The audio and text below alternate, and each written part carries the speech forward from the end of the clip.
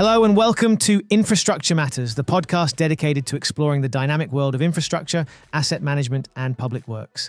I'm your host, David Jenkins, Chief Executive of IPWEA. In today's episode, we're joined by Emad Loka, Director of Fleet at Fire and Rescue NSW, following his opening keynote at the 2026 IPWEA Fleet Conference. Emad oversees approximately 2,000 heavy and light vehicles supporting one of Australia's most critical emergency services. In this conversation, he explains why fleet management must move beyond simply keeping vehicles operational and become a strategic, value-delivering part of the organisation. We explore the role of asset management, the challenge of securing limited capital funding, and how fleet professionals can better communicate risk and value to executives and communities. Emad also shares his perspective on electric vehicles, automation, robotics, and the changing skills that tomorrow's fleet workforce will require. So, grab a cup of coffee, sit back, and join us for a practical and forward-looking conversation about the future of fleet management. Okay, so welcome to Infrastructure Matters, and today I'm delighted to have Emad Loka, who's the New South Wales Director for Fleet for Fire and Rescue. Got that right? That's right. And Emad is I think it's probably the fifth person who's lucky enough to have our Infrastructure Matters coffee cup. Looking good. Now, the jokes don't change, Emad, but you can't buy these, right? So money can't buy these. Please don't put it on eBay. They're priceless, but that's yours to keep. And when you go back to your office, you can put your nice cup of coffee on your desk and everyone can see that you were a speaker on Infrastructure Matters. I am privileged. Okay, so let me get straight into it. So, Emad, you've been at our Fleet Conference 2026. You are opening keynote, and we're holding it in Melbourne this year in the Timber Yards, and it's our highest number of people we've ever had. So, super chuffed about that, and thank you ever so much for coming down to talk to our people. So, for you, how did you get involved in fleet? Pure luck. Right.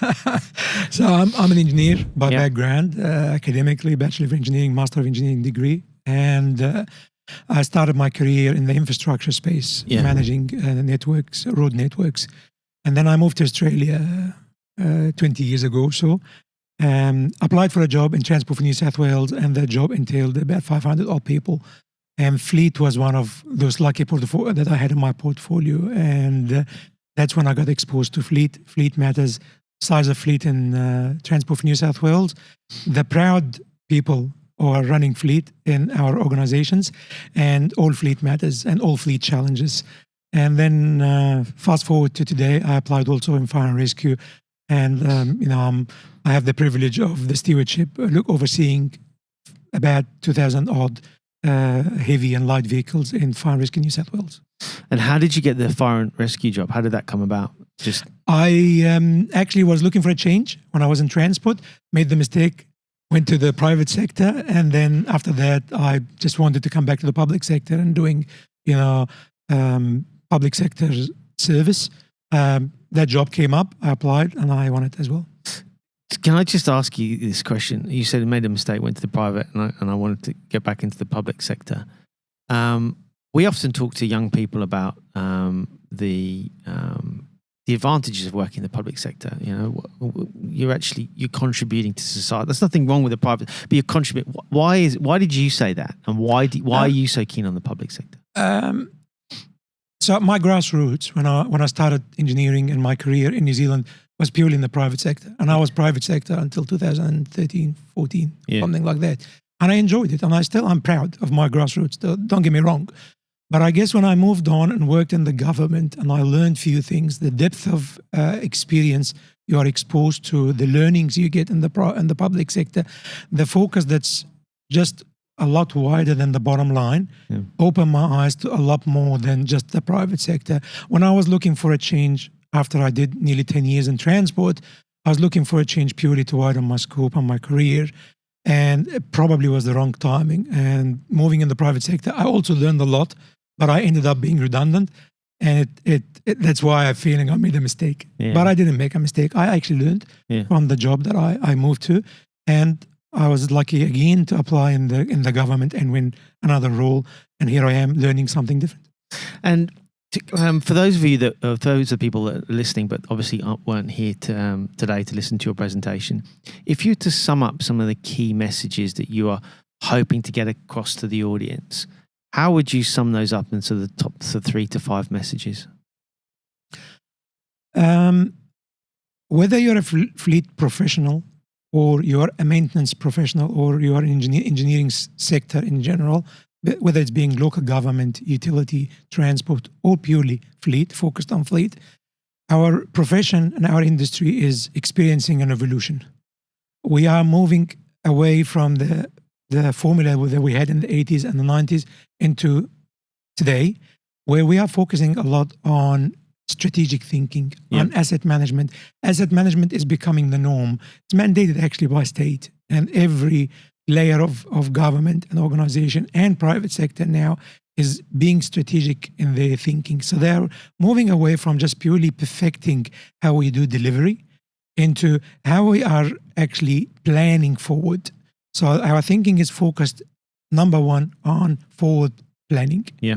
And that's point number one. And doing that in the framework of an asset management, because the asset management gives you a definition for, okay, well, how do I do that strategic thinking? So you don't have to wonder and reinventing the wheel based on your own experience. You can get that formula, a little bit of a template, follow it, so you can start your asset management journey.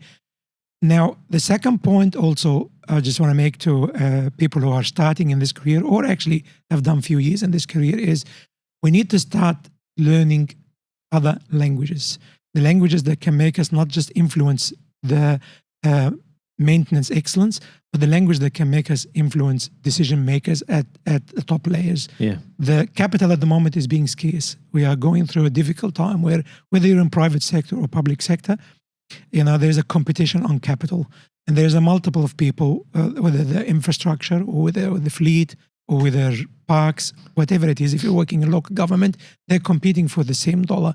So you have to paint the picture for the executives about the risk that your asset poses on the greater operation. And so you can position yourself in a position where you actually say, I will provide value. I am a value delivering system. Therefore, I deserve to get the funds.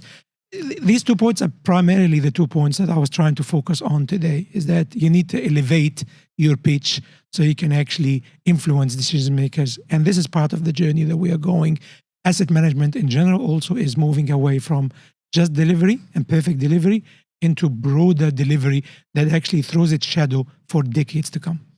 How do you get sort of long-term thinking around fleet management, given there's so much changes in technology, rapid? I mean, that's like everything, but for the conferences I've been to, the fleet over, year on year, changes in EV technology, changes in thinking around that, changes in distribution, charging, things are moving forward so quickly, and you're basically, if I'm pitching it right, you're trying to get people to think long-term around the decisions that they're making, asset management.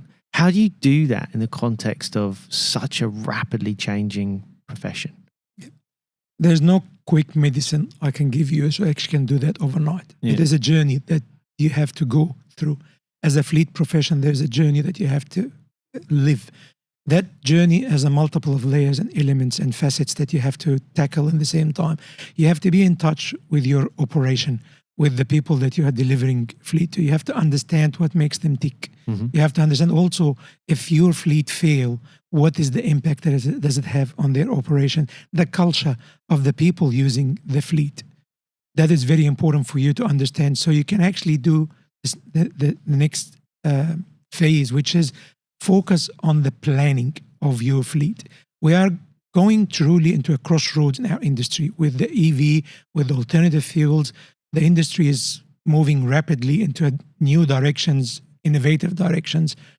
Now, for you to decide on the next formula that's going to work, not just for you as a fleet operation, but for the operation and the community that you serve, whether it's being private sector or public sector, you got to actually also have a clear understanding of what is the specifications that could be resilient enough to meet the needs of your private sector or public sector community that you're serving.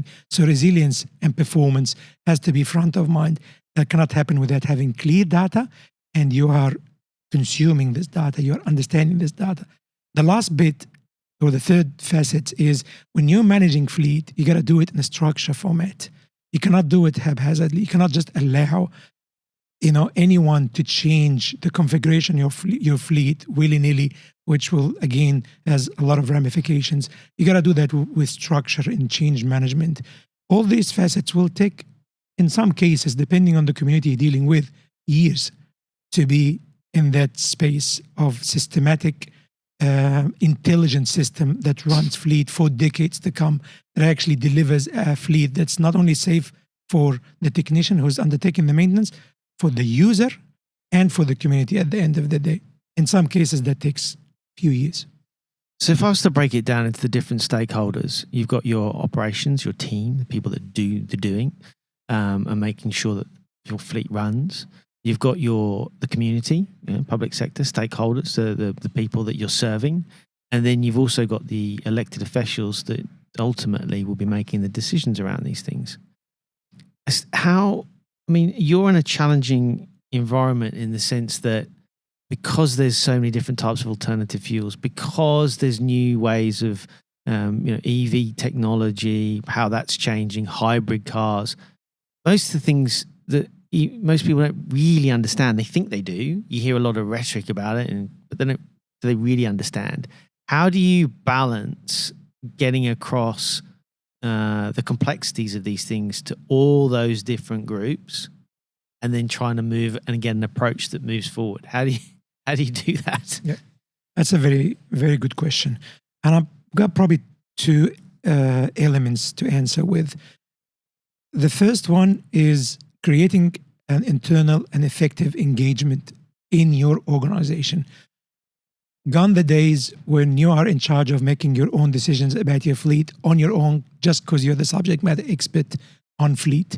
You have to create an engagement forum, what I call fleet steering committee in your organization, where you get all those people come together in a structured, respectful manner and talk all fleet matters. Yeah. And put in front of them on an ongoing basis, and a regular basis, all the difficulties and the challenges that you're dealing with, and tackle it bit by bit and step by step. That's one main element, and that's the internal bit. The external bit is what today's forum is all about, networking. There's a lot of organizations that have learnings, that have done things, that are ahead of you, sometimes a year, sometimes a decade ahead of you. Even some of the speakers that you brought in today's forum from a different country, some countries are ahead of us, and some countries are learning from us. The connection and the network you create to learn from, and also forums and bodies like IPWEA are important. So you can network, learn not by trial and error, but by others, what they have achieved, so you can actually move at speed. Our industry is moving at speed. It's growing, it's evolving, becoming more complex. I cannot wait to learn everything myself by trial and error. I have to learn from networking. But how do you explain these changes to, that's fine, I sort of get it from the operational, your team, I get that, the networking perspective for you and potentially the people that work for you. But how do you convey this to elected members and also to communities that don't really understand, but are still going to be the beneficiary of your services? How do you go about doing that? I think I touched on that in the keynote speaking. Yes. in the morning. Yeah. There's two elements to that. Firstly, you got to speak the language of the audience. Mm-hmm. So if you are speaking to an executives, or if you're speaking to community members, you got to speak about, they don't understand so much the language of fleet, but they understand what does it mean for them in terms of the open space, the open space that you're not going to maintain, or the swimming pools that you're not going to maintain, or the risks and the financial ramifications for the executives. What is the risk for the delivery? We need to explain to either audience that fleet is not just about trucks, that we are here as a value delivery system. What is the value that I deliver for an executive, or what's the value that I deliver to a community group? And only then I can convert them and I can get them to actually listen to me and then turn the outcome from an outcome into a fleet outcome. That outcome that they need, and how that translate into, if you need that, therefore fleet requires either a spending profile or either a certain specification in a truck or fleet composition. I'm glad you said that, because to me, when I listened to your presentation, that was one of the big takeouts for me. Very compelling, and the language you use, focusing on value and the outcomes.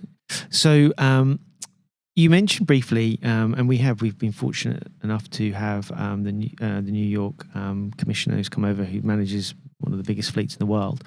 But listening to him, and also just your experiences in general internationally, where does Australia sit when it comes to fleet management? Are we right ahead of the curve? Are we somewhere in the middle, or are we still a lot to learn?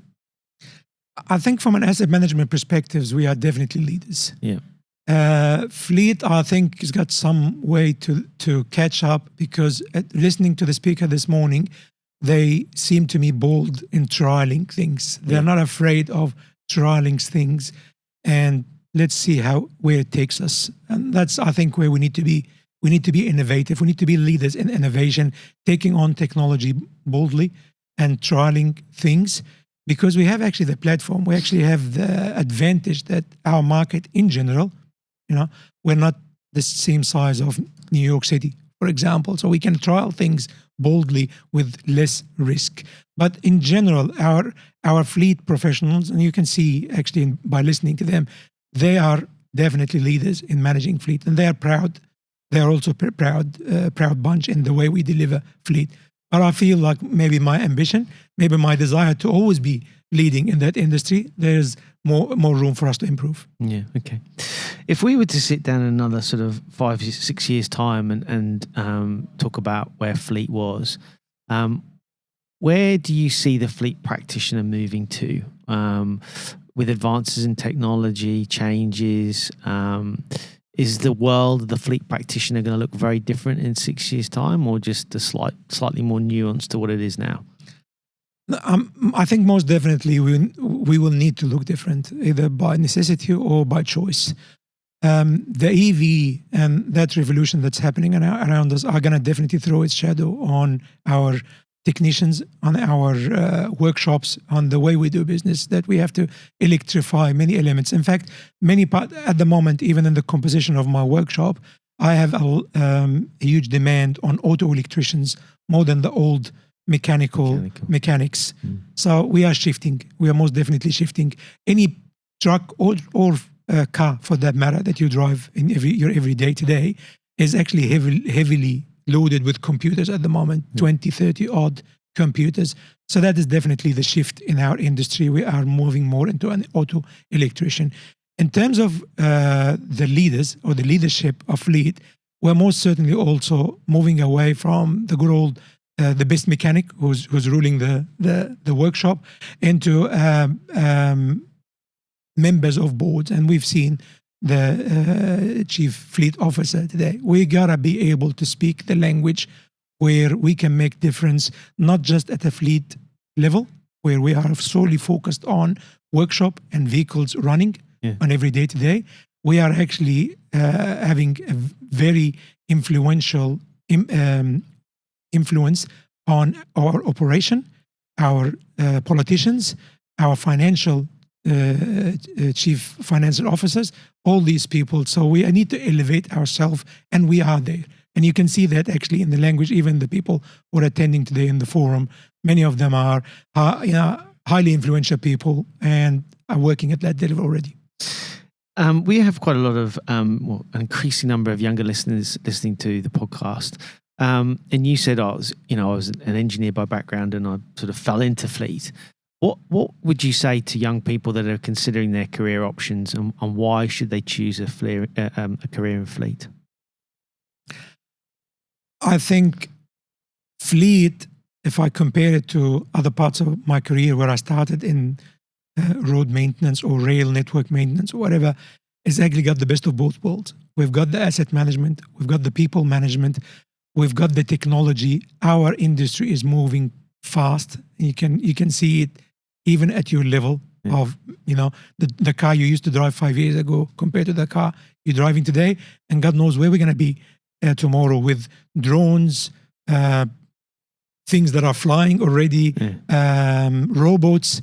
Our industry is moving at speed. So if you're into automation, if you're into robotics, but you still like to play with cars, trucks, mechanical parts, our industry offers the best of both worlds. And I feel that's a good mix. And also you can have the financial management, the people management, administration. It's got the whole mix in one package. Yeah, perfect. That's good. You've convinced me. So if you were to leave with sort of one final thought, just out of your reflections of speaking today and speaking with me, is there anything you'd want to sort of leave the audience with? I want to emphasize the importance of asset management. And that was really my message, that asset management, whilst people hear ISO 55000, people hear asset management, big words, and they either get scared or turned off. Yeah. It's just simplistic. It's a framework where we are actually moving into a very complex world. Our fleet management nowadays is not just a mechanical truck we fix and off you go and just keep it running on the road. It's growing. Our community is growing. Our needs is growing. Our fleet is becoming more complex pieces of equipment with 20, 30 odd computers. Decision making cannot be simplistic. You need a framework. You need structure. You need decisions that are made with all three elements: cost, risk, and performance kept in mind. So you deliver the best outcomes. You deliver the best outcome not only for the mechanic who's on the road, but also for the users who is driving that piece of truck or equipment, and ultimately the community. The community at the end of the day wants the best value for money, and that's what we need to deliver for them. I think that's a great note to end on. Emad, it's been an absolute pleasure. Thank you ever so much for coming in and being a guest with us today. Enjoy your coffee cup, and we hope to see you at many, many future fleet conferences. Thank you. Thank you. And that wraps up another episode of Infrastructure Matters. A huge thank you to our guest, Emad Loka, for joining us and sharing his insights into strategic fleet management, asset management, and the changing role of fleet professionals. One of the strongest messages from today's conversation is that fleet is not simply a collection of vehicles. It is a value delivery system supporting employees, essential services, and the wider community. As technology continues to evolve, fleet leaders will need reliable data, long-term planning, and the ability to communicate clearly with decision makers. We'd also love to hear your perspective in our Spotify poll. What will have the greatest impact on fleet management over the next 5 years? Electric and alternative fuel vehicles, better fleet data and analytics, workforce skills and capability, or strategic asset management? Cast your vote on Spotify and let us know what you think in the episode comments. Thank you for tuning in. Don't forget to follow, subscribe, rate, and review Infrastructure Matters on your favorite platform, and follow IPWEA on LinkedIn for more conversations shaping infrastructure and public works. I'm David Jenkins, signing off, reminding you that in the realm of infrastructure, every detail matters.